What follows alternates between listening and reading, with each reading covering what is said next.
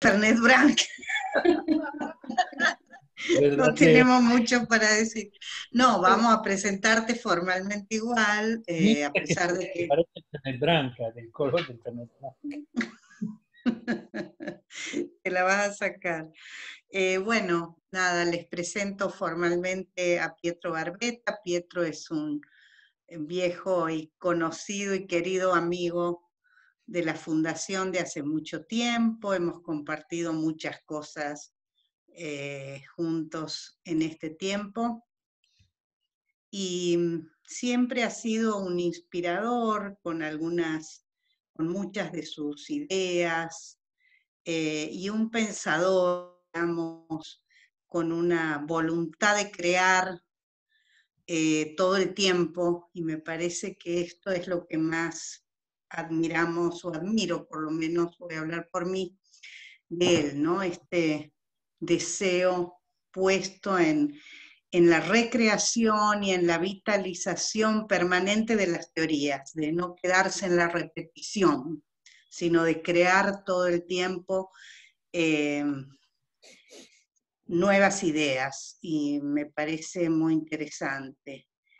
Pietro, para quienes no lo conocen, es actualmente el director del Centro Milanés de Terapia Familiar, hace 6 años. Es docente de teorías psicodinámicas en la Universidad de Bérgamo.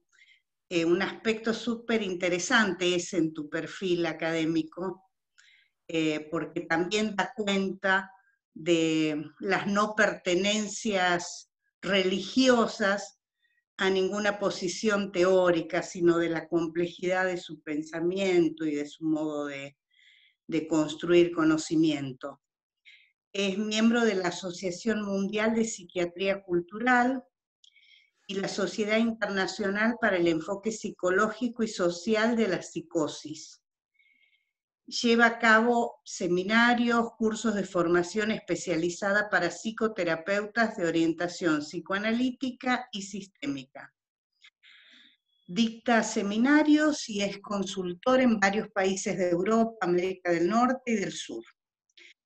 Tiene múltiples libros publicados y artículos científicos en varios idiomas.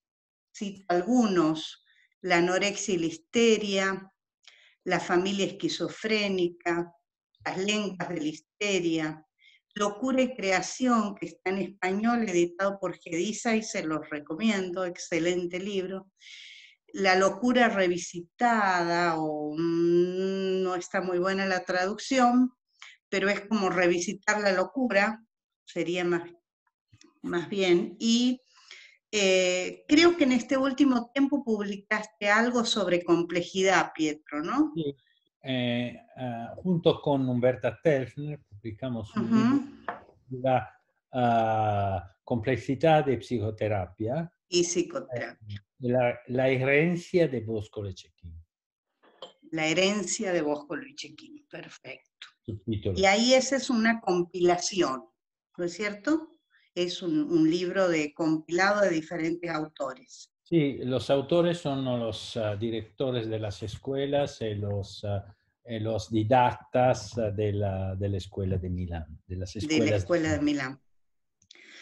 Perfecto, yo ese libro no lo he leído, así que lo vi su difusión, pero no lo he leído. Bueno, te damos inicio a esta conferencia de hoy, que es toda una incógnita, una sorpresa. Vamos a ver por dónde vas a ir, con un título provocador y desafiante, ¿no? Así que, bueno, te damos la palabra. Gracias, gracias, muchas gracias por invitarme. Muchas gracias por invitarme.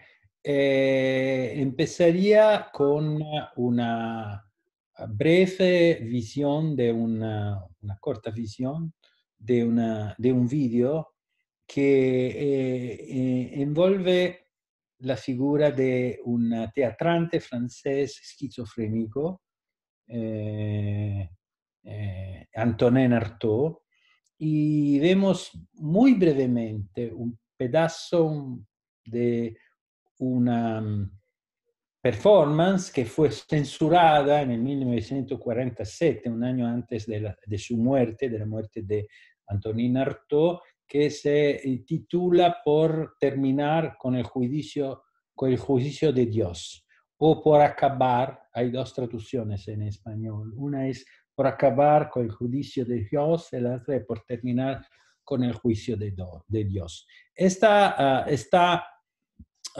en francés, pero no es importante el idioma porque no es una cuestión de idioma. Antes estaba acá, ahora no sé dónde terminó, probablemente esa. Oh, mamma mía. Vamos a ver si eso. Sí, perfecto, menos mal. Entonces vamos a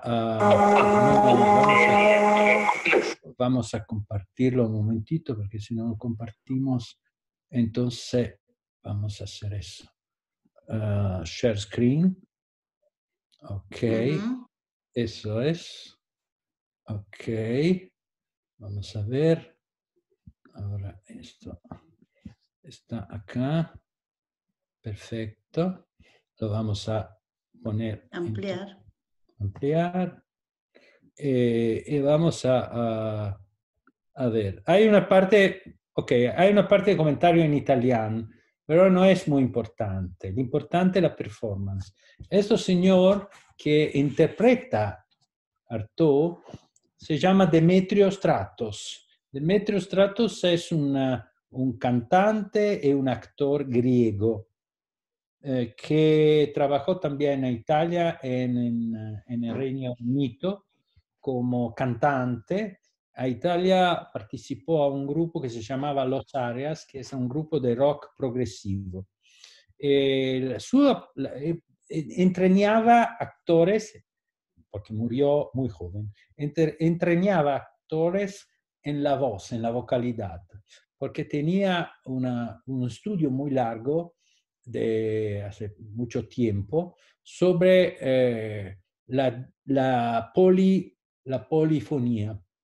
Entonces la polifonía, que después es la glossolalia o glottolalia, no sé cómo se dice. Glossolalia.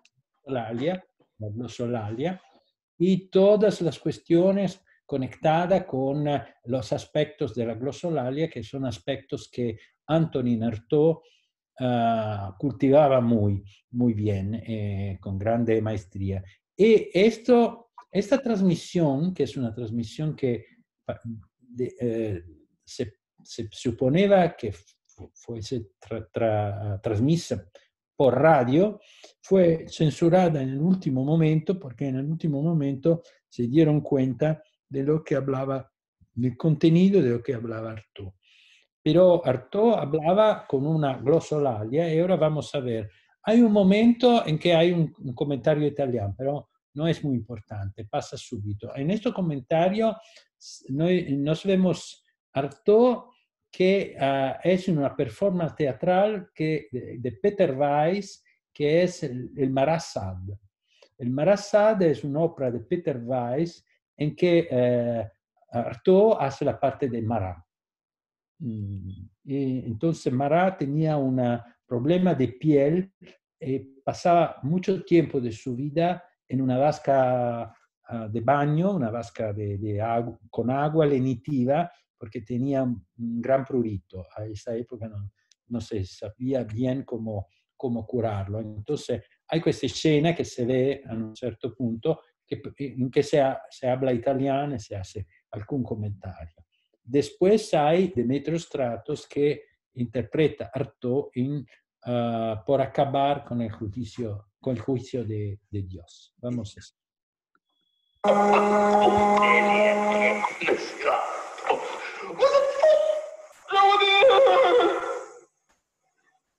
Je ne délire pas.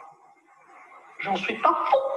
De la force, Antonin Artaud rappresenta il tramite tra il primo arco di esperienze sonore condotte dalle avanguardie storiche e la loro ripresa nel secondo dopoguerra. Con lui non è più solo la voce che sperimenta, ma anche il corpo dietro la voce.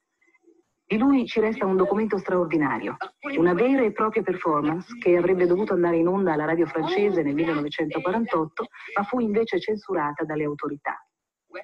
Ascoltiamolo nella libera interpretazione di Demetrio Stratos. L'homme est malade parce qu'il a construit un faux. C'est décidé à le mettre en nu pour liberté, cet animal cul. Et avec Dieu, ses organes. Oui, ses organes, tous ses organes. Lorsque vous l'aurez fait encore sans organes, alors vous l'aurez délivré de tous les automatismes et rendu à sa véritable et immortelle liberté.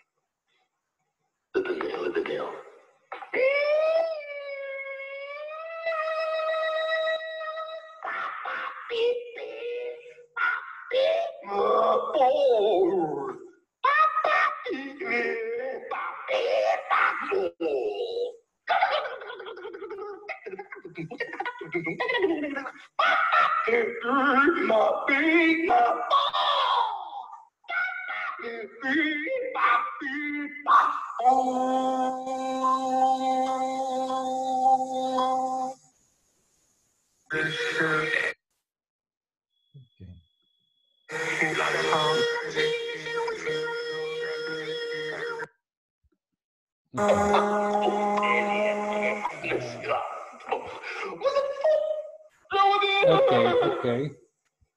Vamos a ver si lo voy a acabar. Ok. Esta es como se dice, una libre interpretación de Demetrio Stratos de este trabajo. Como ven, este trabajo es un trabajo muy extraño. La primera cosa que dice Artaud en este trabajo es: l'homme est un animal mal construido. El hombre es un animal malo construido. Mal construido. Y después habla del hombre como algo que es componido de órganos. Ses órganos.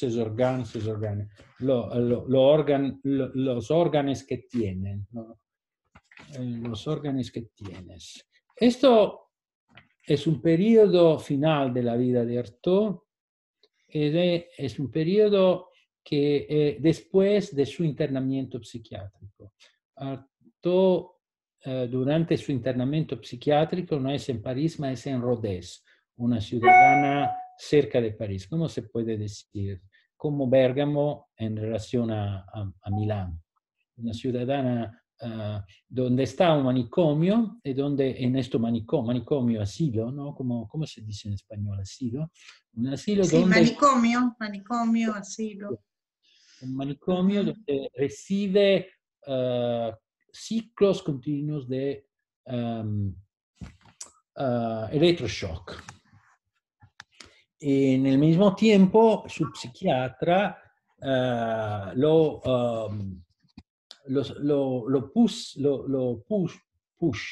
spinge a hacer algo de literario. Entonces, este psiquiatra, desde una parte, le da el electroshock, y de otra parte, admiraba mucho los surrealistas, de que Artaud hacía parte, el movimiento surrealista, y lo encorajaba a traducir, por ejemplo, el capítulo de Alice attraverso l'espejo, el capítulo de Humpty Dumpty. Artaud tradució con la ayuda de un párroco que sabía el inglés, porque Artaud no conocía el inglés, y lo tradució a su manera. Y abrió una polémica muy fuerte con Luis Carlos. En el periodo de Rodez, en el periodo en que él está internado a Rodez, hay una producción literaria muy importante de Artaud que la llaman ahora, porque son cosas que se publicaron después, Cahiers de Rodin, cuadernos de Rodin. Entonces, no es algo que estaba publicado antes, como otras cosas de Artaud. Adentro del Cahiers de Rodin hay una palabra que Artaud repite algunas veces. Esta palabra es subjetil. Subjetil. ¿Quién es el subjetil? Derrida, muchos años después, en 1986, escribe sobre Artaud un libro, un pequeño ensayo, que lo intitula Forcener le subjectil, forcenar el subjectil. ¿Qué significa forcener? Forcenare en italiano. Es una palabra muy rara también en italiano, forcenare. Senno es el sentido, ¿no? Es algo como algo que tiene que ser con el pensamiento, el senno. Es una buena conciencia, algo como eso, ¿no? Forcenare salir del senno, uscire di senno, salir del senno. Forcenar el subjectil. La teoría de Artaud es, no hay representación en la obra de arte. La obra de arte no es representación. La obra de arte es el subjectil que es forcenado. ¿Qué significa? Significa que es el material, el subjectil es en arte, es considerado en arte, el material con el que se hace algo. Por ejemplo, hay una tela, parte del subjectil es una tela, si sos un pintor típico, ¿no? Que pinta sobre tela. Hay penellos, ¿cómo se dice penello? Pinceles, y hay colores, y hay tipos de colores diferentes. Hay una mezcla de colores que dan un cierto tipo de color, etcétera, sobre la tela. Entonces, todo esto es el subjectil. El subjectil es la parte matérica de una obra de arte. La parte matérica. La parte matérica, según Artaud, la parte matérica se trata de forcenar la parte matérica. Entonces, se trata de usar la parte matérica en una manera tan fuerte y tan intensa es la palabra correcta, tan intensa que la obra de arte no tiene ninguna posibilidad de ser interpretada y no comunica ninguna cosa. La obra de arte no es representación. La obra de arte es lo que es. Y lo que es forcenar el subjectil, hacer salir desde el subjectil algo. Algo que no tiene un sentido y no tiene una significación clara y precisa. Forcenar el subjectil. Y forcenar, no entiendo, no sé si otros entienden esa palabra. Dame un sinónimo, otra alternativa. Allora, Forzar. Forcenar. Es más de forzar, no es solamente forcenar, salir del sentido, del senso. En italiano se dice un forcenato por decir es uno que tiene una malattia como la furia. Fuera de cabeza, ¿no? En italiano se dice fuori di testa. Fuera de cabeza. Fuera de cabeza. Tú dices cosas que no tienen ningún sentido. Esto es forcenar. Salir de la cabeza del subjetivo. Entonces el subjetivo necesita de un autor que lo hace. Necesita de algo que es un mediador, que hace forcenar el subjetivo. Que usando este tipo de material, a mí me capitó muchas veces, por entender esto, hablar con un pintor esquizofrénico. Porque yo le preguntaba, me acuerdo que yo le preguntaba, portaba sus telas en en el estudio por mirarlas juntos. Yo le preguntaba, ¿esto qué representa? Él me respondía, bueno, aquí usé un inchiostro de quina porque es muy oscuro y necesita esto oscuro que hace salir, como decir, la botella. Sí, yo le preguntaba, sí, ma ¿qué representa el alcoholismo? Él me respondía, y después usé esta tela, la ve, ha una grana. Entonces no teníamos conversación, porque yo hablaba de algo, él me respondía con otro, me respondía con el subjetivo, me respondía diciendo, lo que hizo es esto. No, ¿esto qué es? Ah, no sé yo qué es, pero yo hizo esto. ¿No? Es interesante. No, yo no sé qué es. Entonces, afuera de cualquier posibilidad de representación. Esta es la idea de Artaud, es la idea de la esquizofrenia como productora de arte. Salir de cualquier tipo de sentimiento, de sensación, de sentido, salir de cualquier tipo de meaning, de significación. No hay significación, no hay significación. Forcenar el subjetivo. La obra de arte habla desde sí misma. Es interesante porque es un regreso, si pensamos, por ejemplo, a una obra de Foucault, que es Las palabras y las cosas. En un capítulo de Foucault se habla de la idea del cambiamento epistémico entre 500 y 16, século XVI y século XVII. 500 y 600. Ed él dice una cosa muy importante, dice, hay un cambio de episteme. Cuando, él dice, cuando entra la lógica de Port-Royal. ¿Qué es la lógica de Port-Royal? Es la distanciación entre las palabras y las cosas. Entonces, las palabras representan las cosas. Son algo que representa las cosas. Y todo el paradigma desde Galileo hasta los días actuales, dice Foucault, es la separación desde las palabras y las cosas. En el 1500, los filósofos, los magos, los astrólogos, los alquimistas del 500 hablaban de una unidad entre palabras y cosas. Entonces, si yo digo una palabra, esta palabra está, ¿cómo se dice? Aglutinata, conectada de manera muy indistinguible de las cosas que hablo. Sí, sí, está bien. Que es la cosa porque la fórmula mágica, ¿no? La fórmula mágica puede cambiar el mundo. ¿Por qué? Porque las palabras están conectadas con las cosas. Y todo el trastorno esquizofrénico en Artaud tende a volver a esta dimensión. El último Artaud hace soltanto glosolalia.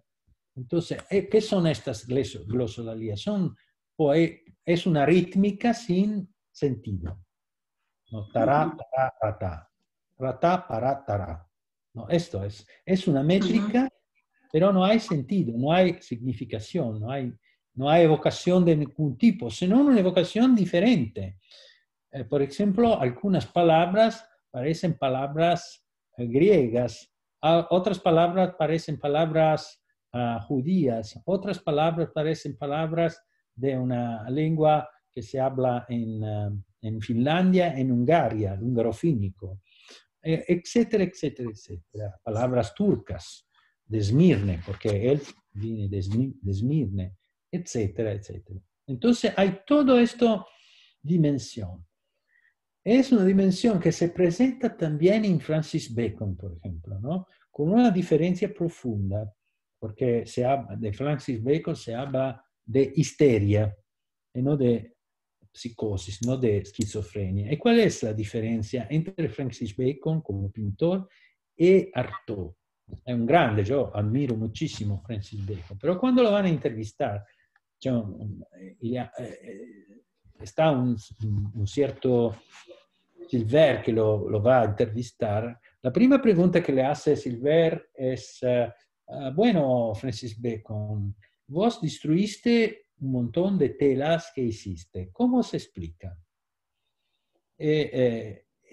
Bacon dice, son las telas en que yo me di cuenta que y demasiado al de la, oltre, ¿no?, lo que entendía hacer, ¿no? Es interesante porque es la específica cosa del arte de Artaud, ir oltre lo que entendía de hacer. En la histeria de Bacon se va sobre el limen, se va acerca de lo que se entendía hacer. Ma cuando Bacon contesta, ¿no?, lo que quería hacer, el otro le dice, ¿qué querías hacer? Bacon responde, contesta, no sé, no sé. Entonces, ¿cómo hace que destruye una tela porque vas oltre, al de la, ¿no?, de lo que querías hacer, si no sa lo que querías hacer? Dice, esto pasa momento por momento. Yo hago mi tela y a un cierto punto digo, esta tela è terminada. O tal vez digo, no, esta tela necesita algo más.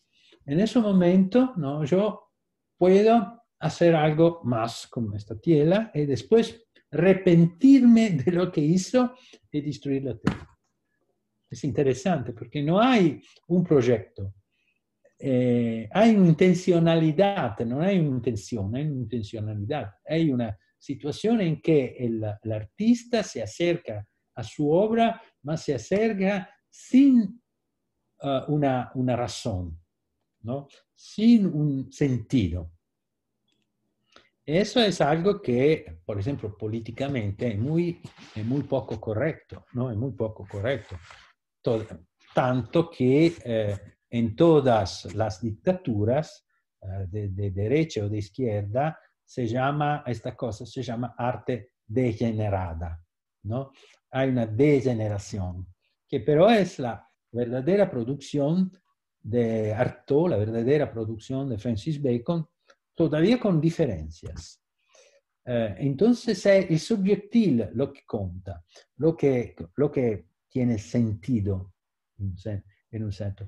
Forcenar el subjetivo es la materialidad, la alma y la materialidad de esta alma, lo que se llama matérico.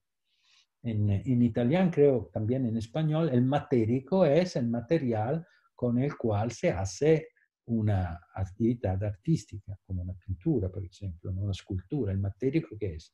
Por ejemplo, Rodin, el matérico, ¿qué es? Es gesso, no sé cómo se dice en español, gesso. Yeso. Y bronzo, la Bronce. de la ópera, el pensador de Rodin, etc., ¿no? Eso es la matérica que construye un alma, que pero habla al alma del otro. Entonces, alma matérica. Deleuze se enamora como Derrida, como Foucault también. Deleuze se enamora de Artaud, ¿no? Se enamora de Artaud y se interesa muchísimo de Artaud. ¿De qué habla Deleuze cuando habla de Artaud? Cuando habla de cuerpo sin órgano, ¿no? Les organes. ¿Qué es el cuerpo sin órgano? El cuerpo sin órgano es un cuerpo en que no hay órganos que crean un organismo, ma hay órganos que no están juntos. Hay un cuerpo que no tiene relato con los organismos. Y tiene que ver también con lo que se llama la esquizofrenia, ¿no? Artaud dice, yo soy eterno, yo nunca moriré. ¿Por qué? Porque yo no tengo órganos. Yo soy un ser eterno, un cuerpo sin órganos. Entonces, ningún doctor puede curarme, ¿no? Entonces, todo el discurso del cuerpo que hace Artaud es un discurso de un cuerpo que no es el cuerpo médico, porque yo no tengo órganos. El actor de Artaud no habla de actor, habla de performance teatral. Lo que hace teatro en Artaud es un cuerpo sin órganos. No es un cuerpo con órganos. Puede ser un cuerpo enfermo, ma non enfermo nel sentido del médico, non enfermo nel sentido de tiene un trastorno a una pierna, tiene un trastorno al estómago, o tiene un cáncer, o tiene un problema de corazón. No, es un problema de un cuerpo en cuanto tal enfermo en su totalidad, en su integridad. Ecco, sans organe, el cuerpo sans organe. En el mismo tiempo, los órganos son pequeños fragmentos. Deleuze, cuando habla de los órganos, dice órganos. Órganos. También habla de órganos sin cuerpo. Entonces, cuando habla de órganos sin cuerpo, inmediatamente se colega con Melanie Klein, entonces con la psicoanálisis. Y dice, muy interesante la posición esquizoide de Melanie Klein. ¿Por qué es interesante? Porque hay pequeños fragmentos de relación. La boca del niño que se mueve por succhiare, Y succionar. Succionar el nípole, el capezzolo de la madre, líquido que lo va a nutrir. Y la posición esquizoparanoide es maquinetta, la llama Deleuze maquinetta, capezzolo, boca, latte. ¿No? Nipple, mouth, labial y labio. Leche. Labio en leche, ¿no? Este movimiento es una maquineta. Y Deleuze dice, esto es verdaderamente interesante por Melanie Klein, pero dice también otra cosa, dice, pero Melanie Klein propiamente en este momento habla de objeto parcial, que es fantástico, ¿no? Los objetos parciales, pero dice que los objetos parciales pueden ser malos o buenos. Él dice, no, esto no lo puedo tolerar, dice Foucault, dice Deleuze. Eso no lo puedo tolerar. Los objetos parciales son objetos parciales. Entonces, Melanie Klein hace un análisis muy interesante, pero después concluye con una cuestión que es un moralismo, que es el típico moralismo de la psicoanálisis. Entonces, los objetos parciales pueden ser buenos o malos. Y dice, no, los objetos parciales son objetos parciales. Decir que un objeto parcial es bueno o malo es ya imponer un punto de vista externo que es un punto de vista moralista. Entonces la moral nace en el momento en que se distingue el bien y el mal. Naturalmente esto es una cosa interesante porque claramente Deleuze conoce muy bien Nietzsche. Deleuze y Foucault conocen muy bien Nietzsche porque lo traducieron en francés. En un proyecto internacional de dos italianos que traducieron juntos la obra completa de Nietzsche en italiano, en alemán e en francés, Giorgio Colli y Mazzino Montinari, que una edición Surkamp, yo creo, tedesca, una edición francesa, no sé qué, pero tenían referentes en Francia, en Alemania, con los que se coordinaron. Y los referentes en Francia, los traductores en francés de Nietzsche fueron Michel Foucault y Gilles Deleuze. Entonces, Michel Foucault y Gilles Deleuze se hablaban con Mazzino Montinari y Giorgio Colli por hacer la traducción completa de las obras liberadas de toda la ideología nazista, entonces liberando Nietzsche desde... Entonces, sabéis que Nietzsche escribió una obra que se intitula, ¿cómo se dice? ¿Cómo se puede indicarla en español? En italiano es Al di là del bene e del male. Más allá del bien y del mal. Más allá del bien y del mal. Más allá del bien y del mal. Esta obra es ya una obra en que cuando Deleuze analiza el pensamiento de Melanie Klein, piensa en Nietzsche. Y dice, bueno, los sujetos parciales son maravillosos, pero ¿por qué decir bueno y mal? ¿No? En Nietzsche hay muchas obras, como por ejemplo la Genealogía de la Moral, que es una obra en que se habla del bien y del mal y de la genealogía del bien y del mal. Y otras obras en que él siempre... No sé, No, es alguien que está interfiriendo con el sonido nomás. Adelantamos un poquito por analizar otras dos palabras que yo tengo mucho en consideración y que llegan desde Deleuze, desde algunas obras de Deleuze.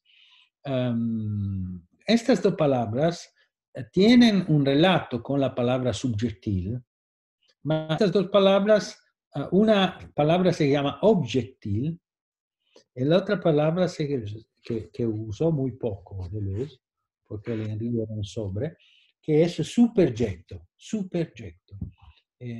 Hay esta lección en que él habla, en Vincennes, en que él habla de supergetto, y todos los estudiantes se ponen a reír por esta palabra y dice, bueno, llamámoslos como quieren.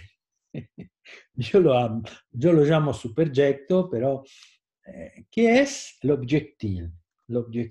¿Cuál es la diferencia entre el subjectil y el objectil? Entonces, Artaud influencia muchísimo Deleuze sobre la idea de subjectil, en un sentido, ¿no? Porque desde lo subjectil se vuelve verso los órganos sin cuerpo, entonces, o los cuerpos sin órganos. Esta doble relación entre los órganos y el cuerpo, o el organismo, como se dice. Entonces, piensa el cuerpo como un cuerpo más allá del cuerpo médico, del cuerpo de curar, y piensa en un cuerpo que es un cuerpo expresivo, un cuerpo teatral.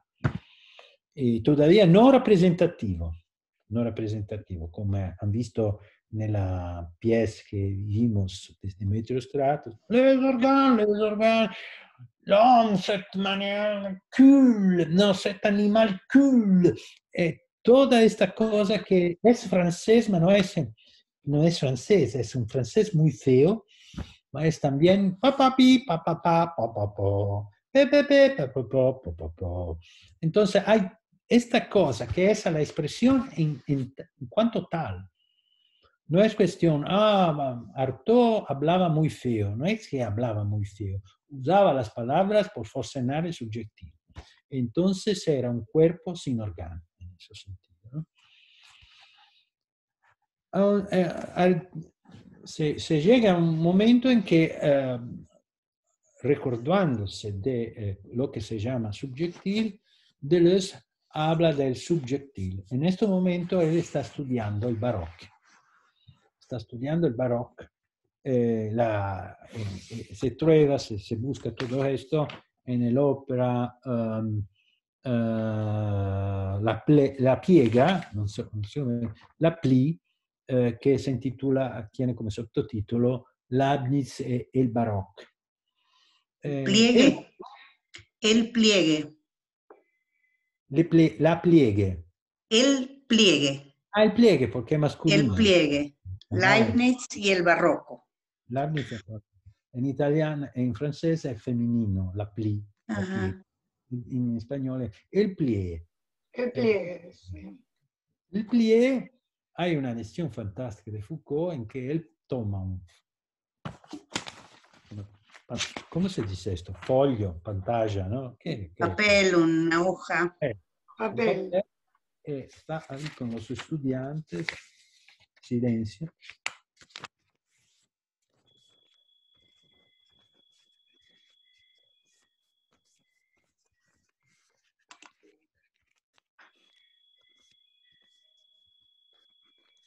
Un poquito más arriba ponelo, así lo vemos.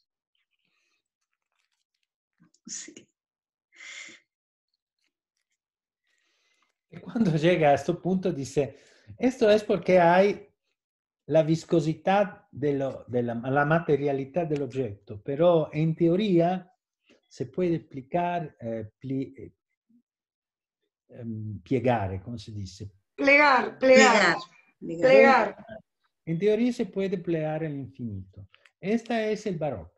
El barroco es el plie, el pliarse al infinito de lo que se llama la realidad.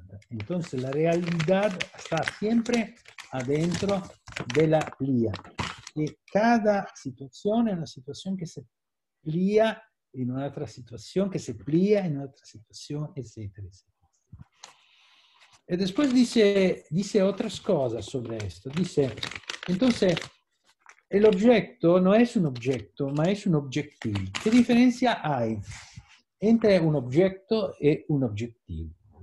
Esto es muy importante porque nosotros partimos todos la idea del construccionismo social, que es la idea que yo no compartisco por nada, porque ni Foucault ni Deleuze hablaron de realidad construida.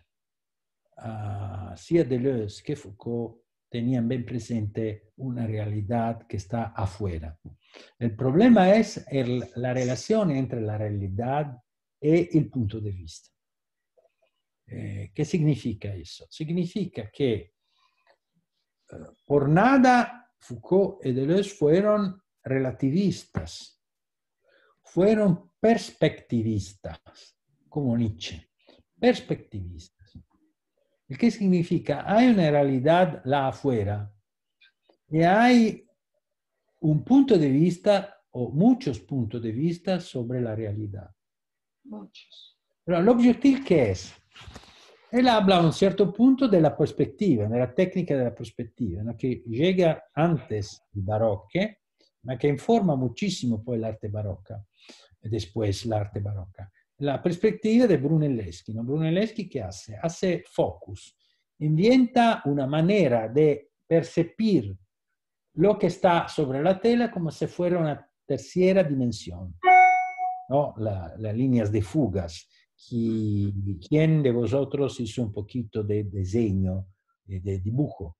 No sabe que por construir una casa con una tercera dimensión, un cubo, se hace la perspectiva, se pone en línea de fugas, se llaman colcino, que se conectan y después hay la idea que puede diseñar algo en el conjunto de las líneas de fugas y que a la fin tú puedes construir, dibujar un cubo, una casa o cualquier cosa que ha esta dimensión. Las líneas de fugas, pero sabemos también que las líneas de fugas pueden ser creadas en diferentes puntos de la pantalla, del papel. Yo puedo crear líneas de fugas, qué sé yo. Yo puedo hacer líneas de fugas aquí y aquí. Y entonces hacer como eso y eso. Y acá hay una dimensión en que el dibujo se determina. Un poquito más arriba. Más arriba, No lo Pietro. vemos. Y desde acá hay otras líneas de fugas que pueden darte la tercera dimensión. ¿Ok? Ponelo derecho, así lo vemos.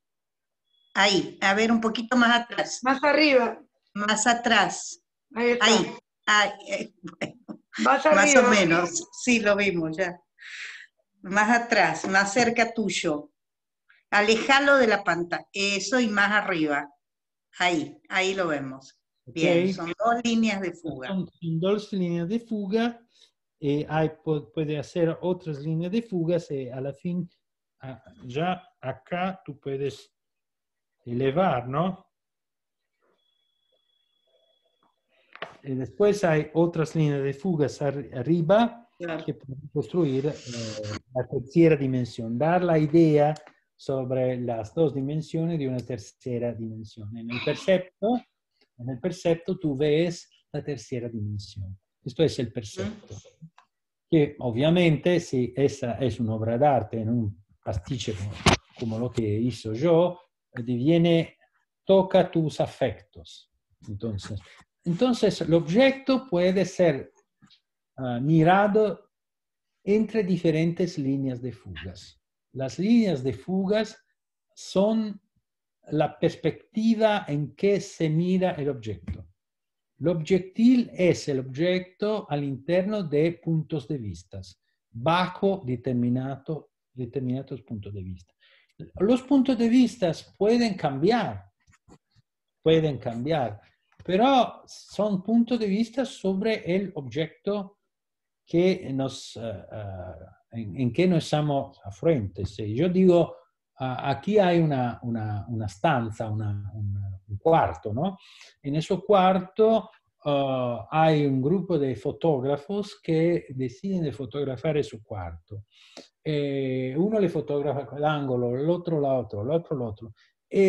Todas las fotografías que llegan son puntos de vista sobre ese cuarto. Pero si un fotógrafo sale de este cuarto y va en el baño y fotografa el baño, eso no es un punto de vista sobre ese cuarto, es otra cosa. Esta es la diferencia en ser socioconstruccionista, todo es producto del lenguaje y en la materialidad de las cosas que pasan también entre los puntos de vista. Una cosa tiene su materialidad. Una cosa tiene, el punto de vista puede ser el punto de vista sobre la materialidad de una cosa.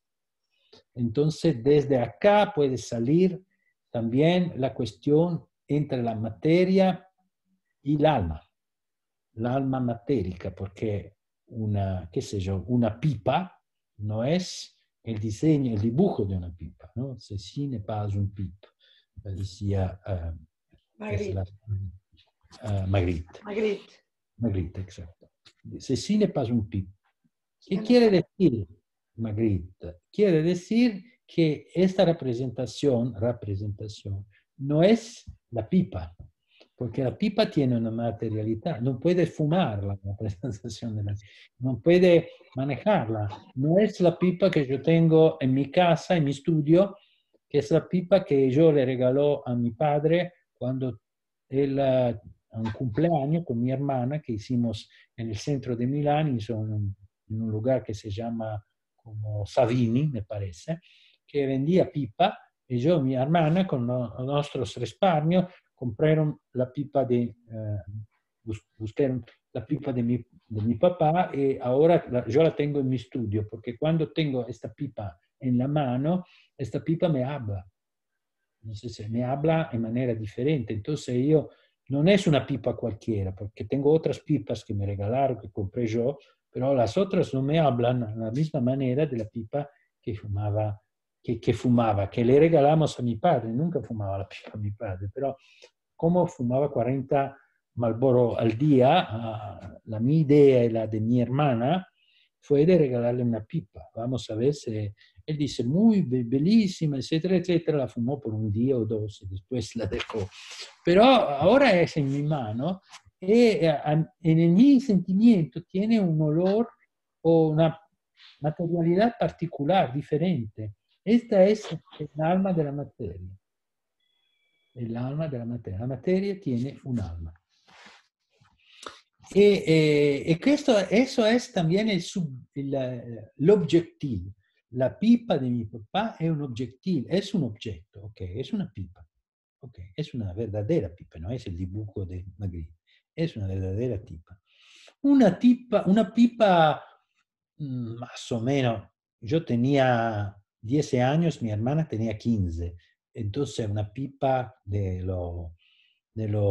dinero de los niños que tenían el salvadanaio, a Italia se usaban, que lo rompieron por comprar el regalo, una pipa que vale una pipa de mierda. Desde el punto de vista de un estimador de la pipa, es una pipa de mierda. Pero por mí es la pipa más interesante porque es la pipa que en un sentido tenía una relación con mi padre. Entonces cuando yo la voy a buscar, todavía también cuando estoy en mi estudio, en ciertos momentos, entro en una terapia y la otra, me gusta o pienso que es útil por mí tomar la pipa de mi padre. Eso es conectado con la actividad clínica que estoy haciendo. Entonces, cuando, por ejemplo, hay un adolescente en terapia, yo después o antes de la sesión tomo la pipa de mi padre. No es que le pregunto a la pipa de mi padre che cosa mi suggerisci di fare, no? ¿Qué me consiglias en esta terapia? No, la tengo en la mano. Después la tomo. En estos momentos, si yo encuentro, por ejemplo, un joven de 15, 18 años, 20 años, 25 años, etc., me siento, come dire, en un sentido, me siento como si fue mi papá. Tengo la misma actitud, que es una actitud que por mí fue muy buena. Entonces, yo tengo un relato con mi papá, que murió muy joven, murió exactamente a la mi edad, muchos años antes, en 1983, en enero de 1983, se tenía 66 años como yo, y yo lo vi cuando estaba en el COVID, cuando yo barcolaba, yo fue afectado muy ferozmente del COVID.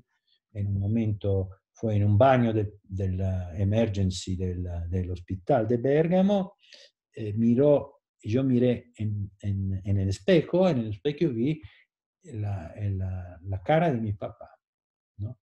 La cara de mi papá que boqueaba, exactamente como hacía yo. Pero no era mi cara, era la cara de mi papá, ¿no? Yo tenía mucho de pelo a esta época porque no iba del peluquero porque estaba el COVID. Mi papá estaba pelado al último, pero yo vi la cara de mi papá. Estaba una enfermera que me vio delirar porque yo le digo a mi papá a alta voz, le digo, papá, no es en milanés, en mi dialecto, que es el dialecto que le digo, papá, no es momento, no, yo tengo mucho trabajo todavía, entonces vas. No. Él me sonríe y va. Esa es una alucinación. Con esa alucinación yo empecé a salir del COVID. Empecé a reducir la oxigenación, empecé a mejorar mi condición hasta el momento que salí completamente del COVID.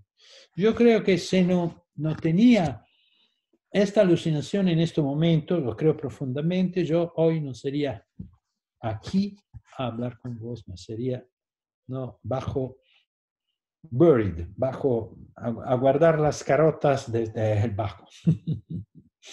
Estarías en el cementerio.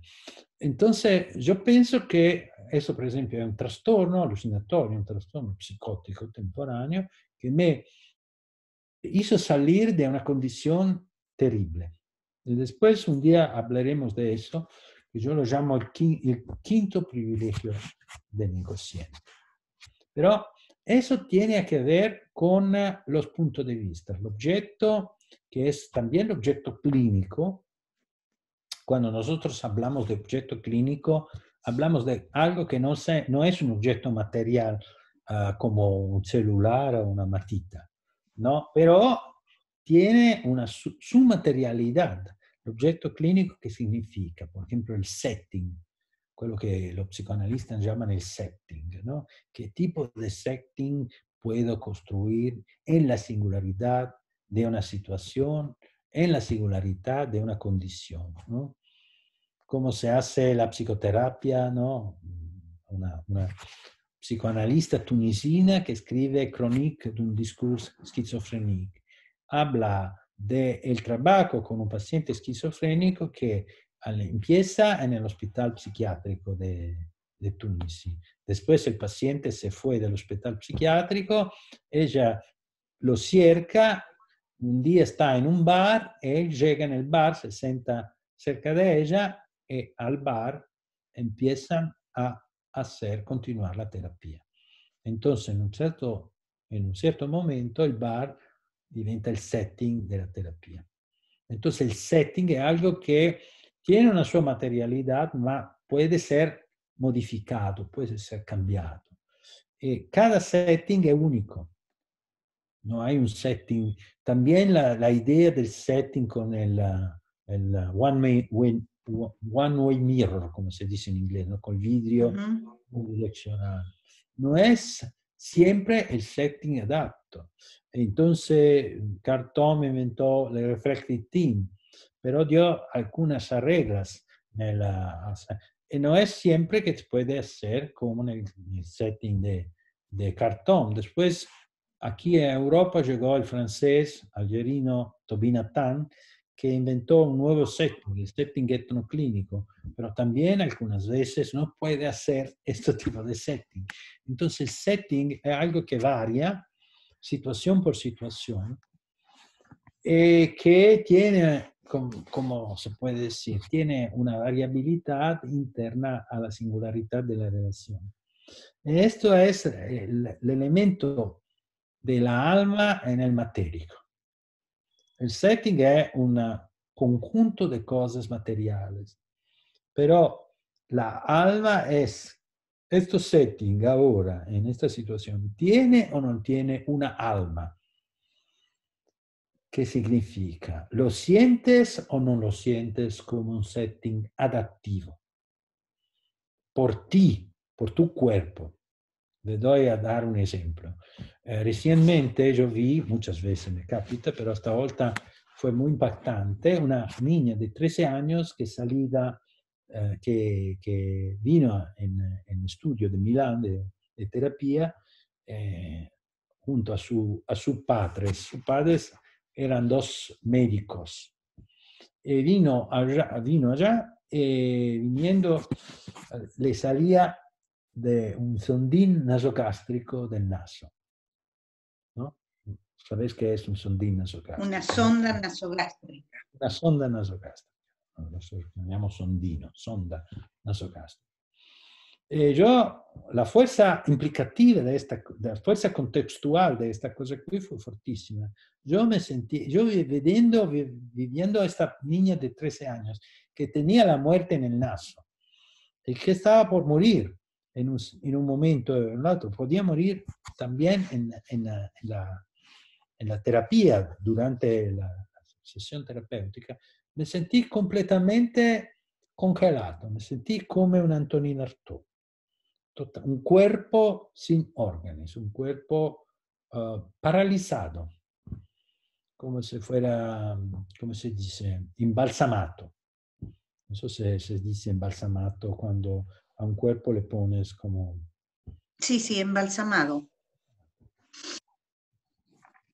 ¿Qué hizo hasta ese momento? Dijo, bueno, no puede permanecer en esa situación por todo el tiempo de la terapia, ¿no? Pasaron 5 minutos en que yo estaba en esta posición, mi colega tomaba las notas con el consenso informado, todas estas cosas burocráticas.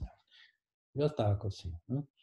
A un cierto momento empieza la terapia y yo digo, no puedo hacer otro que eso. Me levanto y muy lentamente voy acerca de esta niña. Le voy acerca de esta niña y le pregunto, ¿qué es el tubo que tienes en el naso?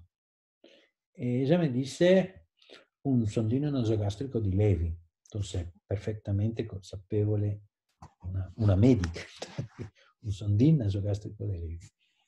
E yo le digo, sí, ma ¿a qué sirve? Y ella me dice, bueno, sirve porque me dan la comida en el naso, me ponen la comida en el naso, ¿no? ¿Se puede tocar? Le digo, ¿se puede tocar? Ella lo toca y yo le digo, ¿puedo tocarlo yo también? Y lei me lo da, Entonces lo toco. En ese momento, cuando toco el sondín, sento un relief, un miglioramento de toda la mia, e mi cuerpo cambia. Y en este momento digo, ahora puedo hacer terapia. Entonces el cuerpo no es solamente el cuerpo del otro, el cuerpo del terapeuta también, la corporalidad del terapeuta, cómo trabajar con mi propio cuerpo. Entonces, no es, va bien el psicodrama y todas la danza y todas la Virginia Satir, la escultura, todo. Va todo bien, no es un problema, se puede hacerlo, ¿no? Pero a mí me gusta un approach minimalista al cuerpo, porque me gusta el cuerpo cuando es mi cuerpo que sufre all'interno della sessione terapeutica. También puede ser que mi cuerpo que sufre junto al cuerpo del otro. Entonces, como se dice en español, lo siento, ¿no? Lo siento, mi dispiace, ¿no? I'm sorry, lo siento mucho. Pero en eso hay algo que pertiene a mi cuerpo y non siempre, e non necesariamente al cuerpo dell'altro. Però quando muevo mi cuerpo entro in relazione con il cuerpo dell'altro. Entonces, l'orgán, el sandino nasogástrico, que es un orgán sin cuerpo, ¿no? Porque no tiene cuerpo, se destaca. Entonces, después de 3 sesiones, a la tercera sesión, la niña viene sin sandino nasogástrico.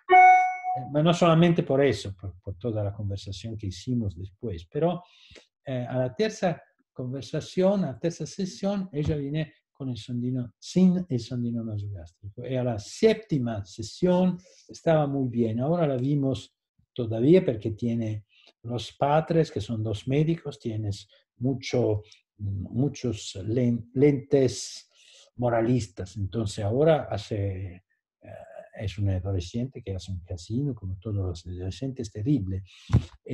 Nosotros somos contentos que ella hace un casino, pero los padres dicen, pero ahora es cambiada, pero esto cambió, etcétera, etcétera.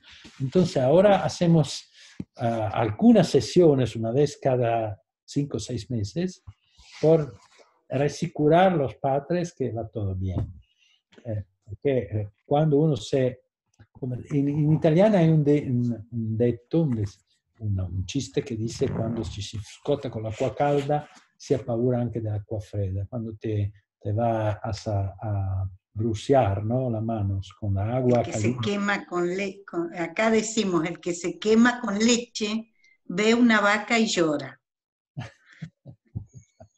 Parecido. La misma cosa, no sentido, ¿no? Ok. Ahora pasamos al tercer, ¿no? Esta cosa que dice el subjecto, ¿no? Allora, l'objective tiene que ver con lo que mira el objetivo, ¿no? L'objective es esto cuarto. Los fotógrafos que miran este cuarto con sus fotografías ponen un montón de fotografías que son los puntos de vista sobre este cuarto. Y quien que mira este punto de vista no es un subjecto, ma es un superjecto. Entonces, habla de un superjecto por definir, no es un subjecto. Subjecto es una palabra que llega de súdito. Súdito, no sé cómo se dice en español súdito, ma creo que está, ¿no? La palabra súdito. En italiano, súbito. Súdito. Ah, súbdito, sí, esa palabra en español, súbdito. Obedece al jefe, insomma. Il súdito es el siervo. Sí, el siervo, el que obedece. Subjecto llega de subjecto. Está abajo. Superjecto, en Deleuze, es algo que está a sobra, que puede mirar desde a sobra los puntos de vista sobre las cosas. La cosa debe ser una cosa. Entonces, el superjecto es lo que puede mirar cuántos tipos de settings clínicos se pueden armar cada vez con cada persona en cada situación. Adentro del setting clínico está también el terapeuta que se levanta, se acerca a la niña, le dice que es esta cosa, es questo tubo, mi dice es un sonda nasogástrica, etcétera, etcétera. Es una parte del setting que no lo vai a hacer con todos, lo vai a hacer en este momento de singularidad. Entonces, el superjecto es algo que mira los puntos de vista de una posición. Él dice, hablando de Leibniz, él dice, en Leibniz el superobjeto es Dios, ¿no? Es Dios, dice. Pero yo no lo creo que sea Dios. Hoy en día no se usa más decir que es Dios. ¿Y qué es el superobjeto? Es la quiditas, es la composición del percepto. ¿Y cómo se compone el percepto? El percepto se compone como, hablamos de, como Joyce, en un sentido, Joyce habla de la mirada del percepto de un cesto, un cestino, se llama cesto, lo que ha A ver, sido. no sé. Decirlo en italiano que acá tenemos un ayudante. Cesto, come in basket. Cesto. Cesto. Cesta. Cesta o cesto. Cesto. Ecco, un cesto. Entonces hay Joyce que dice, hay un cesto, yo lo voy a mirar. En primer lugar, miro a las conexiones de las partes del cesto. En segundo lugar, miro al cesto como algo que sale de los fondos. En tercer lugar, el tercer movimiento es la quiditas del cesto. Él Eso no dice, entiendo. la quiditas. Quiditas es una palabra latina. Latina. La quiditas, ¿cómo se puede decir? En italiano también no hay un término, la quidita. La consistencia, el hecho que tú percibes. Los autistas tienen mucha idea de eso, ¿no? Los autistas cuando hablan de su percepción, hablan del hecho que inmediatamente ven, qué sé yo, inmediatamente ven las conexiones entre el color, la forma de esto. Después, esto separado del fondo. En tercer lugar, dicen, esto es un vaso, una taza. Esta es una taza. Entonces hay tres movimientos. Esto es el movimiento estético, en un sentido. Cuando habla de eso,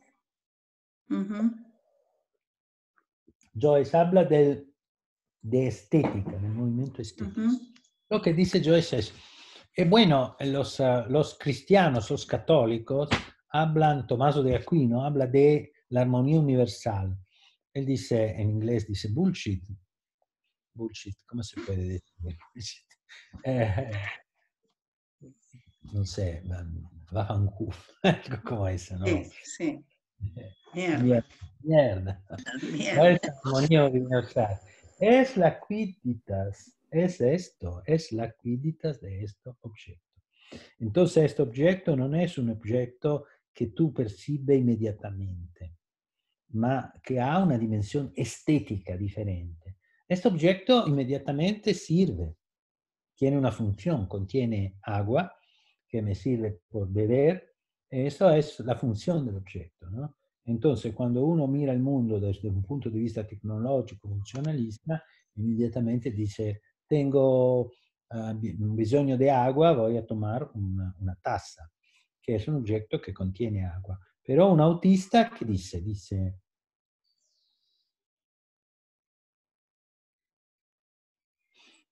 taza, ¿no? Entonces tiene mucho tiempo porque tiene la necesidad de mirar el objeto desde un punto de vista que es un punto de vista estético. Eso no es un punto de vista funcional. Eso es el superobjeto. Eso es el superobjeto. El superobjeto, uno dice, ¿de dónde llega esta palabra extraña de Foucault, de Deleuze, que después la deja porque se tiene vergüenza usarla? No, viene da Übermensch. Como decían antes, ¿no? Deleuze conoce en la filigrana el texto de Nietzsche, porque lo tradució junto a Foucault. Los textos sobre Nietzsche más interesantes e importantes son los textos de Deleuze y el texto de Foucault. Ambos escribieron un libro sobre Nietzsche muy importante. Él piensa al Übermensch. Übermensch. que es el verdadero Übermensch, no es el Übermensch de los nazis, no es el superuomo, como se dice. En primer lugar, porque Mensch no es uomo. Como en griego antiguo, también en alemán hay una palabra para decir uomo, hombre, que es Mann, y una palabra para decir mujer, que es Frau, ma hay una palabra para decir antropos, que nosotros en español, en italiano, no la conocimos, no la tenemos, que es Mensch. Mensch no es el super masculino, no es el ser humano, pero es algo que está sobre el ser del humano. Es el divenir humano. Entonces, cuando van a leer Mil Platón o ¿cómo se titula? Mille piani en italiano. Mil mesetas. Mil Mil mesetas. mesetas. Mil mesetas, no. Exacto, Mil lo leo bien en español. Mil mesetas, exacto. Mil mesetas, cuando hablan de mil mesetas, en mil mesetas hablan de devenir mujer, devenir niño, devenir animal. Ecco, cuando hablan de estas cosas, no hablan de ser humano, ma hablan de devenir otro, de devenir otro, de devenir mujer, de devenir niño, de devenir animal. ¿Qué significa esto? Eso significa que, no es por caso que el título de esta obra del Antiedipo es Capitalismo y Esquizofrenia. Es que adentro la dimensión de la esquizofrenia hay una dimensión del devenir algo diferente de lo que sos. Cuando dicen, por ejemplo, en el Antiedipo, yo no tengo, lo esquizofrénico no tiene género, ¿no? No es más masculino o femenino. No tiene género. Sexual. Género. No tiene nombre. No tiene nombre. Yo puedo ser Maometto, puedo ser Napoleón, puedo ser la Madonna, y puedo ser, etcétera, etcétera, ¿no? No tiene género, no tiene hombre, no tiene raza, no tiene, puede ser negro o blanco o oriental en cualquier momento. Ecco. En este momento, él dice, lo esquizofrénico no es siervo de la oedipalización, que en inglés se dice oedipalization, de la edipizazione. No sé cómo se dice en español. Edipización. Edipización. En la edipización, él dice, la edipización es un principio autoritario.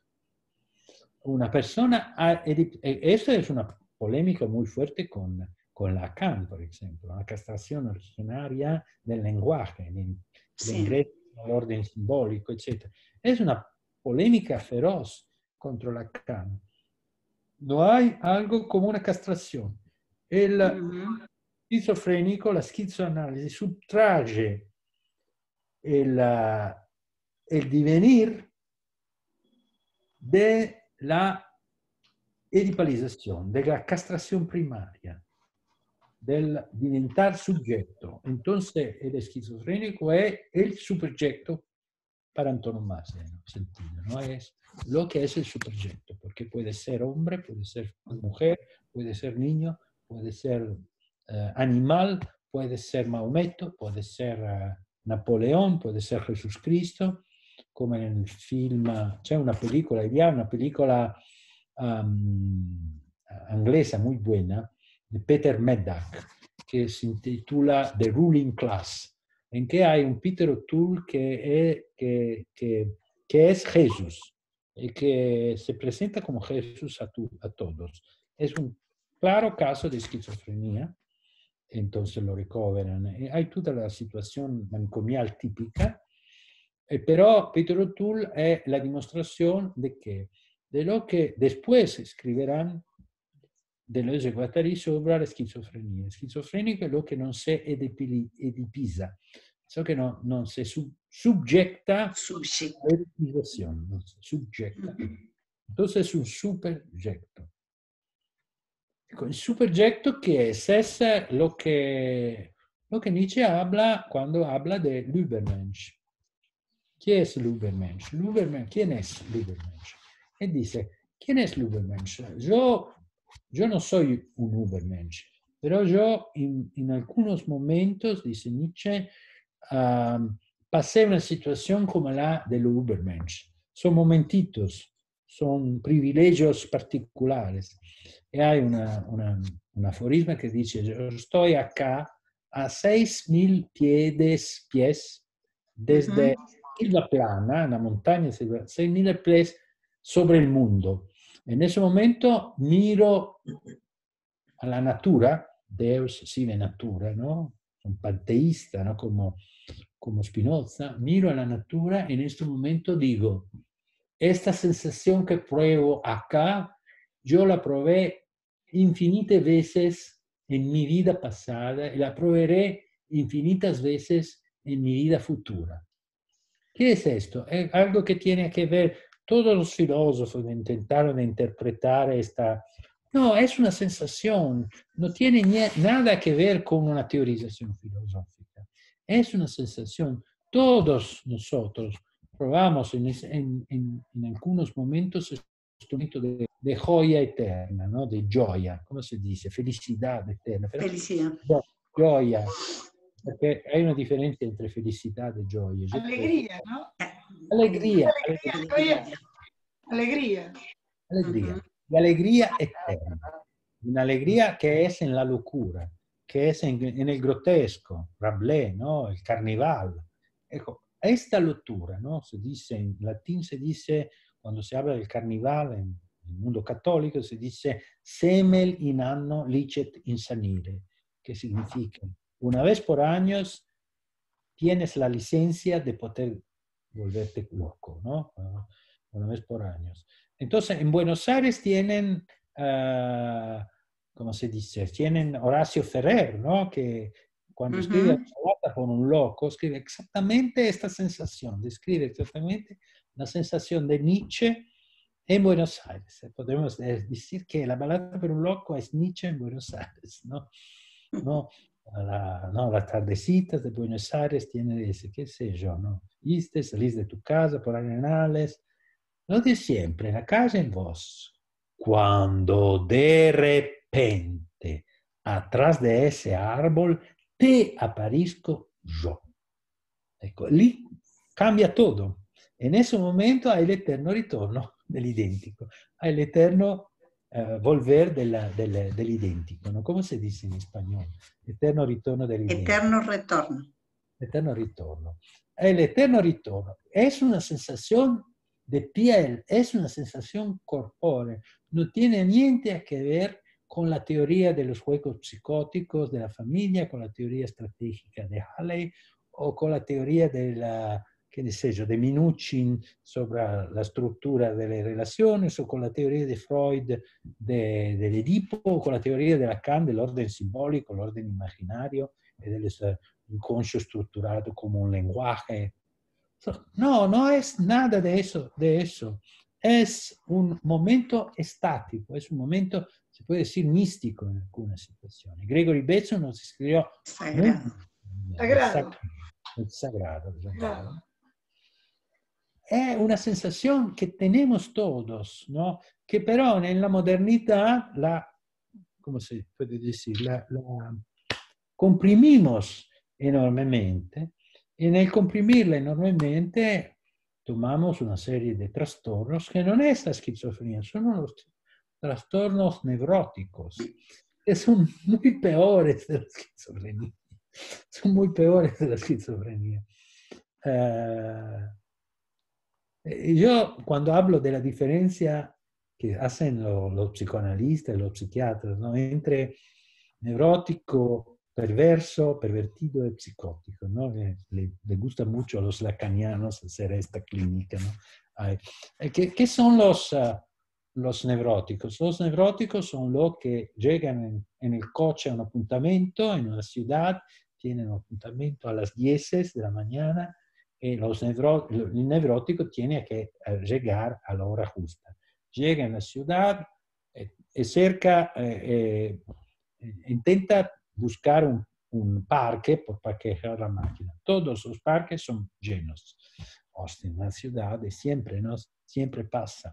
El neurótico se mueve y mira l'ora, se mueve, mira l'ora, se mueve, pero no pone el coche en un puesto que es vietado, porque si no, dice, porque si no me dan una multa. En el mismo tiempo, pero hay la gente que me espera, entonces yo hago una bruta figura porque la gente me está esperando y yo puedo tener retraso. Y empiezo a sudar, ¿no? A sudar como un... ¿Qué es el pervertido? El pervertido llega en retraso e pone il coche donde capita, lo pone donde capita, ¿no? Chi se ne frega, ¿no? E sale e todos le dicono, bueno, ma sos media hora en retraso. E dice, sí, bueno, questo è il pervertido. ¿Qué es el psicótico? El psicótico no maneja un coche. Entonces, no puede trovarse, no maneja un coche. ¿Por qué? Porque por él es difícil también ponerse la chaqueta no sobre la camisa, ¿no? Ponerse la camisa, etcétera, ¿no? Porque tiene una relación de su cuerpo que es un cuerpo sin órganos, o tiene sus órganos como órganos sin cuerpo. Entonces, un psicótico tiene un problema ¿cómo se dice? De neuromotorio, lo llaman, pero no es un problema neuromotorio, es un problema que a él no le gusta moverse en un cierto modo.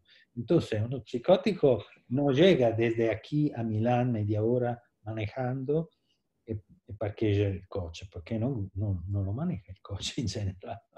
Entonces, hay estos tres tipos de situaciones que son diferentes l'una de la otra, pero obviamente yo lo hago por tomar un poquito en ridículo la idea lacaniana, ¿no? Que hay, o estas ideas que hay diferentes categorías, ¿no? Los neuróticos, los borderline, que en lacanianos los llaman el pervertido, el otro, el neurótico, ¿no? Hay sujetos o hay personas o superjetos, o hay sujetos que encuentras, y cuando los encuentras, que sean familias, que sean grupos o que sean individuos, lo que pasa es ponerse adentro la singularidad de la relación terapéutica. Eso es todo lo que pienso que se puede hacer. Yo terminé porque hablé bastante, pero lo que pensaba decir lo digo totalmente, lo terminé, entonces no tengo para... Muchísimas gracias, Pietro. Muy interesante, como siempre. Abres un montón de líneas para pensar.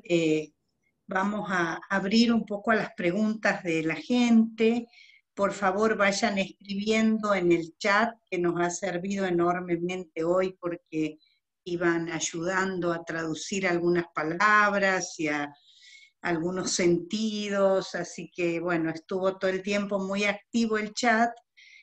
Usemos la misma vía para las preguntas, así podemos entrar en un diálogo con Pietro y aprovechar este tiempo que todavía tenemos. Tengo que decirte, mientras van llegando las preguntas, que recuperar la materialidad de la vida y de la experiencia me parece sumamente importante. Hemos, en nuestros discursos, desapareció esta dimensión en todos estos últimos años, décadas, en una aparente amplitud, ¿no? De pensamientos y de progresismos que de alguna manera nos dejaron en los lugares más más rígidos o más cerrados de lo que estaban antes tal vez, o que nos impidieron realmente, o dificultaron seguir pensando, ¿no? Al negar esta materialidad de la experiencia misma, quedamos como atrapados en el lenguaje como única forma posible de construir y de modificar mundos. Entonces, que vos introduzcas el cuerpo, la materialidad del objeto, no en el sentido de lo objetivo, pero sí en el sentido de lo material, me parece riquísimo y te agradezco mucho porque abre para pensar muchas cosas, ¿no? Todavía no hay preguntas, Pietro. Estoy acá Entonces, yo. atendiendo preguntas, me llega a la mente una cosa que no di, ma que tenía a decir, es que vos veniste en Milán y mostraste un pequeño rato de sesión terapéutica que tiene mucho sentido en lo que decí antes, que es una crítica al modelo del terapeuta familiar, o también no el modelo en sentido de teoría, ma algo que es el prejuicio que permanece en la mente del terapeuta familiar, ¿no? Que hay un niño que a un cierto punto de la sesión habla de mariposas, dicen las mariposas. E inmediatamente el terapeuta familiar le dice, ah, bueno, las mariposas, la mariposa es mamá, la mariposa es papá, los mariposas hermanitos. El niño sale en pie sobre la silla y dice, no, las mariposas no tienen familia.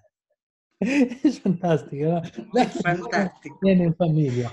Ese es el niño revolucionario, ¿no? ¿Qué dice el niño revolucionario al terapeuta familiar? Dice, ma ¿por qué siempre piensas en las mariposas como familias? ¿Qué tiene este prejuicio que todas las cosas son familias?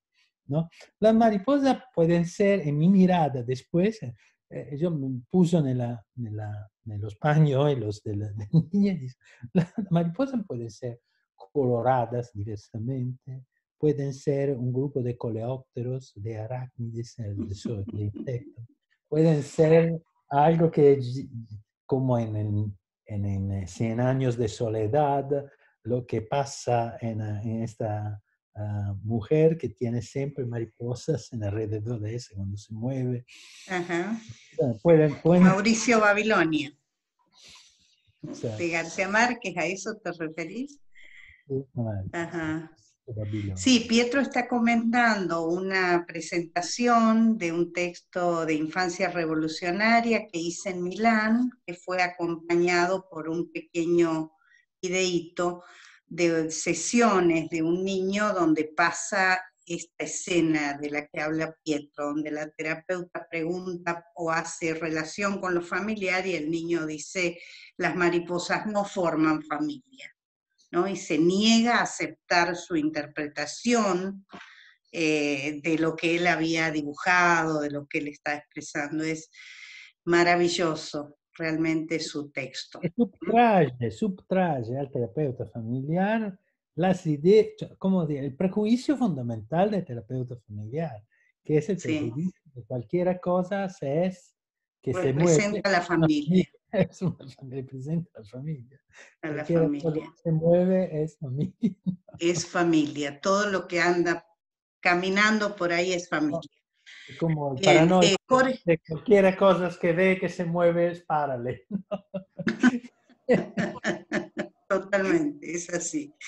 Acá es categorizarlo en familia, ¿no?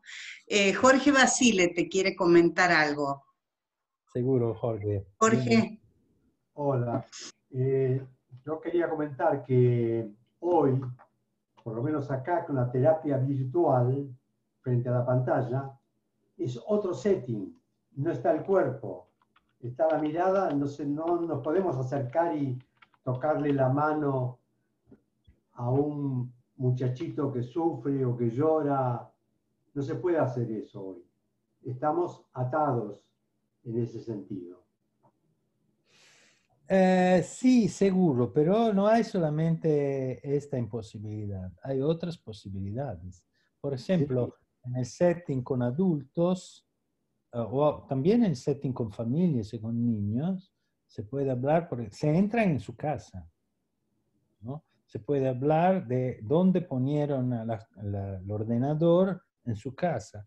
Hay pacientes ahora que yo me interesa mucho no saber si van en cocina, se van en el living room, se lo tienen en el baño. Auto. Sí, O se van en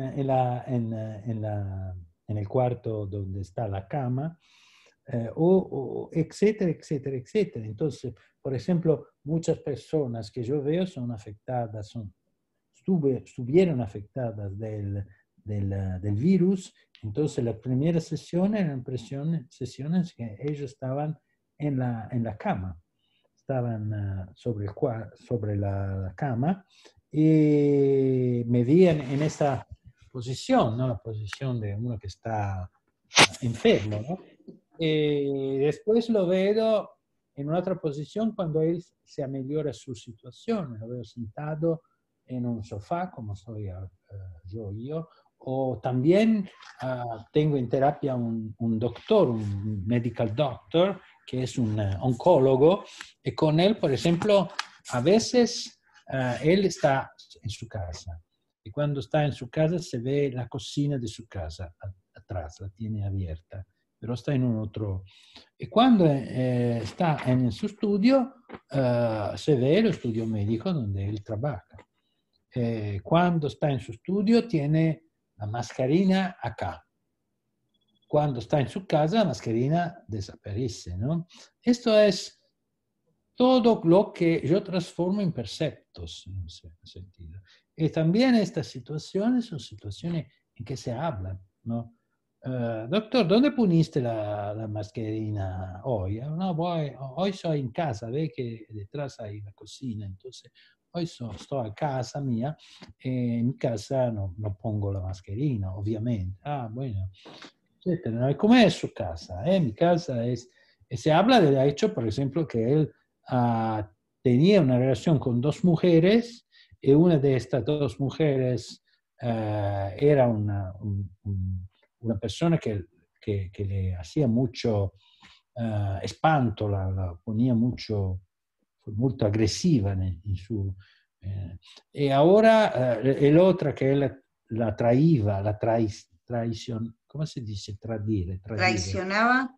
La traicionaba con la otra ahora dice, bueno, ahora tú dejaste la señora ya, pero yo no puedo jamás venir en tu casa porque es contaminada de la presencia de la otra. Entonces, él cuando está en su casa y me habla, está en una casa que la mujer que él ama no puede entrar porque está en una casa contaminada. Todo eso es al interno de la relación virtual. Es algo que tiene que ver con el cuerpo. Entonces, el cuerpo no es solamente el cuerpo que se toca con otro. Cierto, esto es una falta importante, yo soy de acuerdo. Pero también cuando se habla en una situación de este tipo, se habla de una casa que es una casa contaminada. Una mujer que dice, si tú quieres volver conmigo, o vienes en mi casa, que es muy pequeña, o tienes que alquilar o comprar una casa diferente, porque tu casa es contaminada. Y ahora hablamos de la contaminación de su casa. Entonces, podría ser ahora llamas un cura que va a benedire tu casa en la presencia de esta mujer, en que se puede a la fin, pero esa mujer no es católica, entonces no cree en ese tipo de ritual. Entonces no va bien. Se trata de buscar otro ritual. La mujer es muy... Entonces dice, no, son los milagros de los católicos, no me interesan. Algún incienso, Pietro, tal vez. Acá hay otra pregunta relacionada con esta de Jorge, por eso Mirna te salteo un poquito y después te doy la palabra a vos. que dice, Florencia Macchioli dice, ¿qué relación podrías hacer entre los objetos parciales a la Deleuze y la situación actual del setting terapéutico virtual en tiempos de pandemia? ¿Cómo ves vos los objetos parciales y el setting virtual? Muy interesante esta pregunta. Es una pregunta que contesto sin haber pensado antes a esta. Cada sesión puede ser considerada como un objeto parcial. En la escuela de Milán, una cosa que aprendí muy importante es cada sesión es única. No es un relato entre las sesiones. Y la segunda cosa es no enamorarte demasiado de tus propias hipótesis. Entonces, la caducidad del trabajo terapéutico. El trabajo terapéutico es siempre único. Tiene siempre una falacia. ¿Cómo se dice en español? Falacia. Falacia. Tiene siempre una falacia constitutiva de la relación terapéutica. Entonces, cada sesión es una sesión que se puede considerar como un objeto parcial.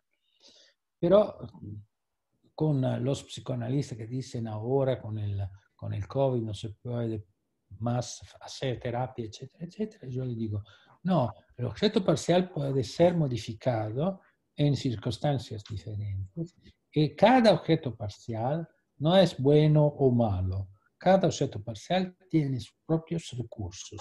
El problema es encontrar los recursos que están en la singularidad. Yo veo ahora la casa de Silvia y de Jorge.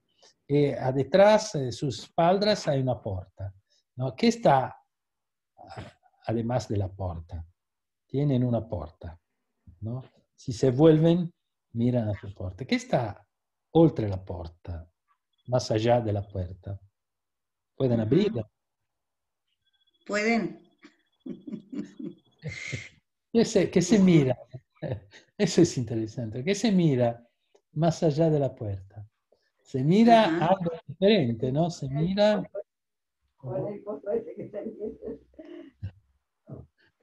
No, no quiero comprar Otra puerta. Otra puerta.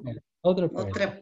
Entonces, esta puerta es una puerta que da algo que no es un cuarto, ma es una intercapeding, algo que es un corredor, algo como eso, ¿no? Y hay otra puerta de la otra parte. Entonces, adentro de otra puerta hay otro cuarto. ¿A qué sirve el cuarto más allá de la segunda puerta? Si la vas a abrir, no hay que hay una otra puerta, sería interesante. Podría ser otra puerta. Sería como Alice en el País de las Maravillas, ¿no? Y cada puerta hay un'altra puerta, un'altra puerta, un'altra puerta all'infinito. ¿No? Sería fantástico, una casa maravillosa. ¿No? Interesante. Esto es un objeto especial, ¿no? La puerta, más allá de esta puerta hay otra puerta y después más allá hay un cuarto. Puede ser, por ejemplo, la cama, puede ser la cocina, qué sé yo.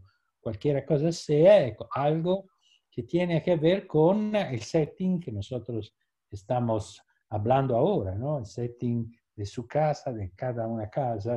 Vedo Cecilia y Sibilia, por ejemplo, tienen libros. Entonces, Cecilia es un intelectual, ¿no? Yo también tengo, cuando estoy en mi estudio, tengo un montón de libros detrás, ¿no? Pero ahora está mi mujer que está trabajando en mi estudio, en nuestro estudio. Yo soy acá en una camacita muy pequeña, en donde hay un pequeño diván, ¿no? Y donde hay cosas como una cosa que compramos recientemente, porque yo tengo un trastorno diabético, entonces tengo que caminar mucho, entonces compré esta cosa, que es una cosa en que se camina, y camino todo el tiempo sobre esta cosa por caminar, porque tengo la necesidad de hacer al menos 5 kilómetros por día por esmaltir mi diabetes. Es lo que me dijo mi doctor, Es una cuestión de órgano en un organismo, en esa manera, ¿no? Es un órgano en un organismo. Entonces, este órgano en un organismo me dice, compra eso, toma las medicaciones por el diabetes, come en una cierta manera, no azúcar, no carbohidratos, no carne blanca, pez, ¿cómo se dice? Poisson, peixe. Pescado. Pescado, verdura, esta cosa, frutillos, verdura, etc. Yo que me gustaba tantísimo, por ejemplo, la pasta asciutta a la carbonara, no puedo más comer pasta asciutta. Spaghetti, ¿no? Ok. Cuerpo. Bueno, vamos con Mirna, que quería hacerte una pregunta, creo, ¿no? Sí. Pietro, vos tomás Artaud y tomás a Deleuze, hablando de Artaud. Quiero preguntarte cómo pensás, cómo toma Deleuze lo esquizo en relación a la esquizofrenia como entidad clínica, porque, bueno, yo vengo leyendo hace bastante tiempo Deleuze y me hace un poco de ruido cuando habla de lo esquizo, pero yo lo entiendo como que lo esquizo es como la fuga de la edificación, de lo establecido, de lo moral, lo que aplasta la potencia de la vida. Pero ¿cómo lo relacionás vos con la esquizofrenia como entidad clínica? Bueno, es una pregunta muy interesante y muy importante.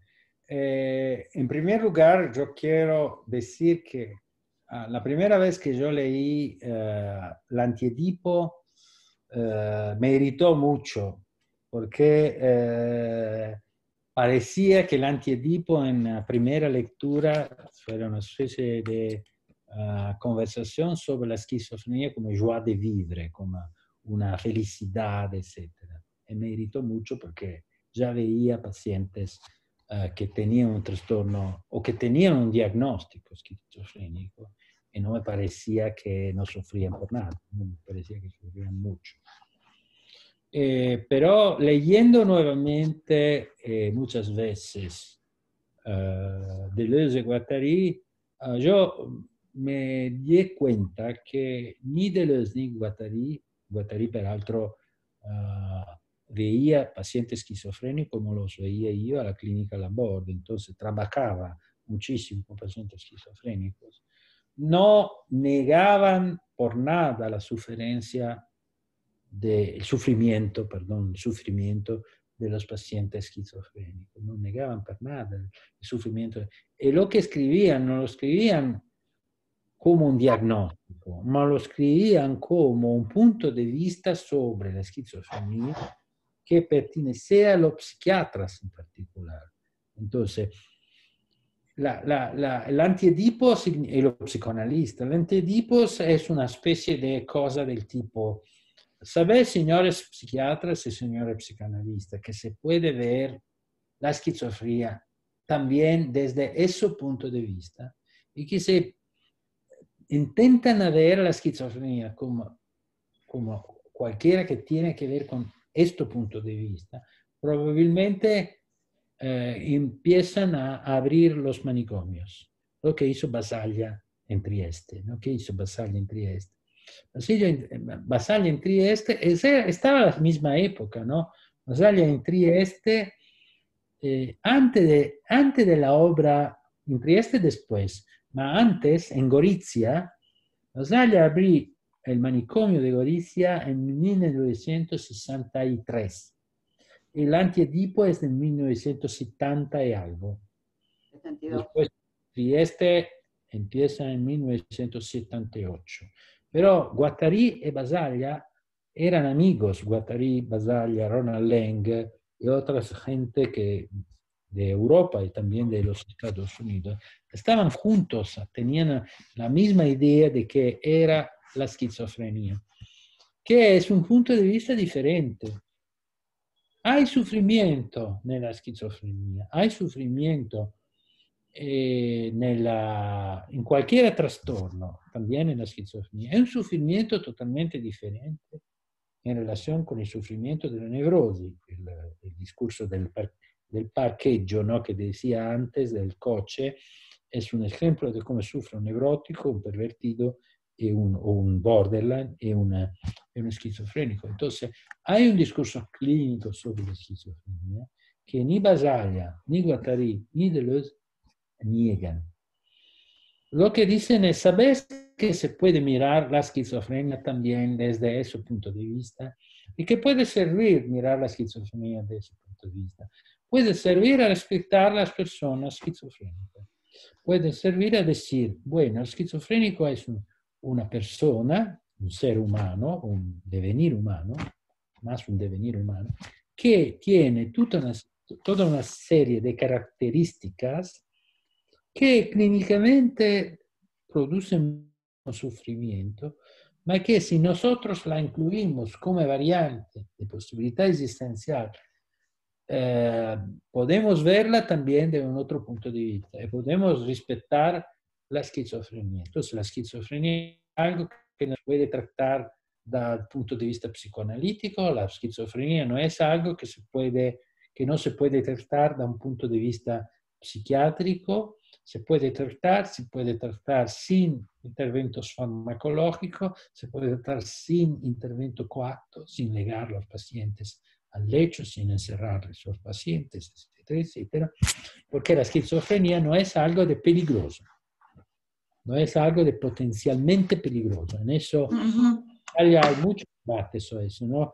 Existe alguna persona, Basaglia dice, ¿existe alguna persona potencialmente peligrosa? Él contesta, yo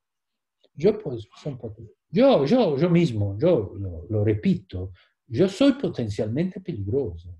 Soy un hombre, soy un ser humano y soy un hombre.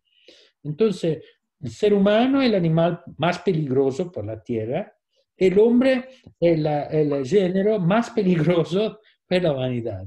Entonces, seguro que yo soy potencialmente peligroso, como hombre y como ser humano. No, eso es la potencial peligrosidad. No hay otra potencial peligrosidad, ¿no? Entonces, cuando uno es un serial killer, le dicen, bueno, estaba esquizofrénico. Después no es antes, porque antes estaba libre, no es en manicomio. O sea, se hicieron investigaciones sobre el hecho que los esquizofrénicos son menos peligrosos de los normales, cometen menos crímenes, matan menos gente, etcétera, etcétera. Se sabe que un esquizofrénico, cuando toma una pistola, se puede disparar a sí mismo porque no sabe bien cuál es la parte que spara y cuál es la parte que no spara. Un serial killer conoce muy bien cómo usar. Un serial killer es un esquizofrénico, no, un serial killer es un narcisista, es un borderline, es un antisocial, es un sociopático, pero no es esquizofrénico. Entonces, liberar la esquizofrenia desde el prejuicio que es la maladía más peligrosa o más terrible de la mente humana. Le sacaron la metáfora, como diría Susan Sontag, la sacaron o contribuyeron a sacarle la metáfora de la enfermedad. Yo, cuando vuelvo a casa de mi oficina, voy siempre en una vía que se llama Borgo Santa Caterina. Y allá casi todas las tardes encuentro a Roberto. Roberto es un esquizofrénico. Me fermo, hablamos, cómo va, cómo no va. Es un pintor. Y ahora tiene anche una pareja. Entonces nos fermamos, ¿cómo va Roberto? ¿Qué tiene? Bueno, en este periodo aquí la medicación me hace, creo que voy del psiquiatra a reducir la medicación. Bueno, pregunta al psiquiatra cómo va la medicación. Mañana voy a Milán porque tengo un atelier a Milán donde trabajo con otros pintores. Hablamos. Él me pregunta de Luis Walsh. Me dice, este libro que escribiste con Enrique Valtellina sobre Luis Walsh me interesa mucho, ¿no? Y todavía tal vez me dice, ¿cómo está Luis Walsh? ¿Se lo oíste? Tiene 84 años. ¿Cómo está? ¿Cómo? Está en Puerto Rico ahora, ¿no? Perdió toda la riqueza que tenía, etcétera, ¿no? Y hablamos de un esquizofrénico newyorkese que vive en Puerto Rico y como si él lo conocía. ¿Cuál es la relación? No hay ninguna relación desde el punto de vista racional. Es una relación muy fuerte porque él es un pintor y Luis Walsh es un escritor y tienen ambos el diagnóstico de esquizofrenia. Entonces, eso es la terapia, que no es terapia, porque yo lo veo en la calle, ¿no? Como hablar de penúltima ligera, etcétera, ¿no? Por Arenales, lo veo por Santa Caterina y mis Arenales. Tu Arenales. Silvia, ¿querías decir algo en relación a Rebeca? ¿O no? ¿O le escribiste a otro y se te filtró? ¿Cómo es la cosa? A ver. Ponete el audio, por favor. Ahí Sí, está. sucede que cuando Pietro habló de la señora que no quería ir a la casa porque no contaba nada, me acordé de Rebeca, una mujer inolvidable, que desgraciadamente tuvo que casarse con el señor que no podía sacar la Rebeca de adentro de la casa. Ajá. La casa estaba contaminada. Contaminada. Rebeca, una mujer inolvidable. Bien, tu resonancia, interesante. Acá había una última pregunta porque estamos sobre la hora, de Rogelio Argüello. Dice, ¿puedes dar ejemplos de en qué sentido la materialidad de las cosas pasa o puede pasar a los puntos de vista de las personas? Bueno, es algo que no se puede explicar, está adentro de la relación terapéutica, entonces no hay una explicación. Hay algo que se hace, yo lo veo cuando hay la formación con mis estudiantes en la escuela de terapia, ¿no? Es el momento en que ellos tienen que entrar por la primera vez en terapia. La primera vez en terapia, si los estudiantes son muy bien formados, es una cuestión emocional muy fuerte, ¿no? Es como entrar en el teatro por un actor, lo llaman trema, el momento en que un actor pasa desde detrás del palco escénico sobre el teatro. Y lo que pasa en mí cada vez que entro, no es que pasaba en Luigi y en Gianfranco cada vez que entraban. Te pones la cravata o te pones... ¿no? Algo que antes de entrar en la terapia, tal vez cuando entras, como el ejemplo que hizo antes, te puedes permanecer por un rato, por un momento congelado. Eso es el pasaje. El pasaje es cuando un estudiante de terapia por la primera vez entra en terapia, porque tiene una responsabilidad muy fuerte, que pero no es una responsabilidad jurídica, es una responsabilidad, ¿cómo se puede decir? Sentimental, emocional, afectiva. A mí no me gusta la palabra emoción, prefiero hablar de afectos. Ecco, en este caso es una responsabilidad de afectos. En ese sentido yo digo, cuando hablo de forsennare il subjectil, cuando hablo de Artaud, digo que un terapeuta es un artista o un artigiano, se quiere, no es un cienciato. No tiene que hacer análisis de los datos de la terapia. Tiene que entrar en relación con el otro. Es una transmisión diferente de una transmisión de tipo académico. Es una transmisión existencial, algo que tenemos muchas veces estudiantes que digan, yo en este momento me voy a enfermar porque es demasiado En este momento, un estudiante se pone, por ejemplo, de entrar en una terapia o en una relación analítica. Algunos hacen la psicoanálisis, otros hacen la terapia sistémica, etc. Lo importante es, en este momento, hay algo que va más allá de lo racional. No es como entrar en un bar y ordenar un café. Es como entrar en una situación en que el otro te espera en ti como un productor de algo que puede ser, en el sentido del otro, un milagro o algo como eso. Pero no existen milagros, ¿no? Como decía Spinoza, creer en milagros te puerta al ateísmo. Gracias, Pietro, realmente enriquecedor, todos los mensajes son muy, muy gratos y elogiosos de tu presentación, fue más que interesante.